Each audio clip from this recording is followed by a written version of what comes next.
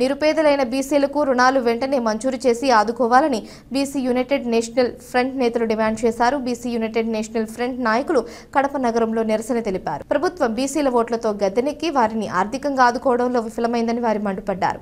అలాగే కొనసాగితే రాబోయే ఎన్నికల్లో తమ సత్తా ఏంటో చూపిస్తామన్నారు.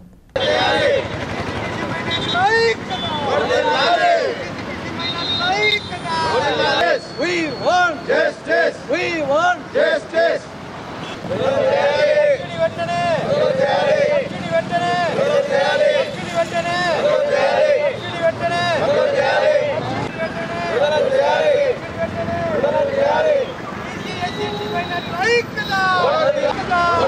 ఇవాళ నోటిఫికేషన్ ఇచ్చి సెలక్షన్ లిస్ట్ కూడా ఫైనల్ చేసిన తర్వాత ఇవాళ దాదాపు 11 నెలలు పూర్తవుతా ఉంది. రాష్ట్రంలో ఉన్నటువంటి 1,00,000 పైసలకు దరఖాస్తుదారులకు ఇవాళ సబ్సిడీ రుణాలు వేయకోకుండా రాష్ట్ర ప్రభుత్వం నిర్లక్ష్యం వహిస్తూ ఉంది. ఇప్పటికే బీసీలు అత్యంత వెనుకబడినటువంటి వర్గాలుగా ఉన్నటువంటి వాళ్ళు ఆర్థికంగా యువత ఏదో తన కాళ్ళ మీద నిలబడడానికి ఇది ఉపయోగపడుతుంది అనుకుంటే ఇవాళ రాష్ట్ర ప్రభుత్వం సబ్సిడీ లోన్ల మంజూరులో పూర్తి స్థాయిలో నిర్లక్ష్యం వహిస్తూ ఉంది. దీంట్లో ఆయా స్థానిక ఎమ్మెల్యేల పాత్ర కీలకంగా ఉంది. సెలక్షన్ లిస్టు కావాలంటే ఆయనకు ఓటు వేసిన వాళ్ళు లేకపోతే వాళ్ళకి అధికారులకు సంబంధించిన ఎమ్మెల్యేలకు సంబంధించిన మనుషులు అయితేనే ఈ సెలక్షన్ లిస్ట్ వేశారు. మొత్తానికి ఏమైనా సెలక్షన్ లిస్టు పూర్తయినా ఇవాళ సబ్సిడీ రుణాలు మంజూరు చేయకోకుండా రాష్ట్ర ప్రభుత్వం అలసత్వం వహించడం సరైనది కాదు. బీసీ మినిస్టర్ గారు ఆలోచన చేయాలి. రాష్ట్ర ముఖ్యమంత్రి చంద్రబాబు నాయుడు ఆలోచన చేయాలి.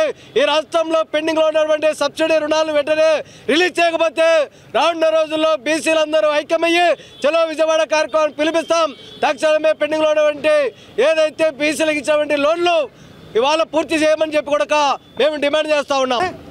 తెలుగుదేశం ప్రభుత్వం బీసీ ప్రభుత్వం అని చెప్పుకుంటూ బీసీలు వెన్నెముక అని చెప్పుకుంటూ మరి హడావిడిగా మేము చేసిన ఉద్యమాల కారణంగా బీసీలకు రుణాలు ఇస్తామని చెప్పి అందరూ కూడా అప్లై చేసిన తర్వాత మరి లక్షలాది మంది రాష్ట్రంలో మరి బీసీలు ఇంటర్వ్యూలకు సెలక్షన్ అటెండ్ అయ్యి బ్యాంకు వాళ్ళు చెప్పిన అన్ని అంశాలకు తలవుకి మరి అన్ని చేసిన తర్వాత అన్నీ అయిపోయిన తర్వాత ఇప్పుడు ఆ డబ్బులు కూడా రిలీజ్ చేశారని తెలుస్తూ ఉంది.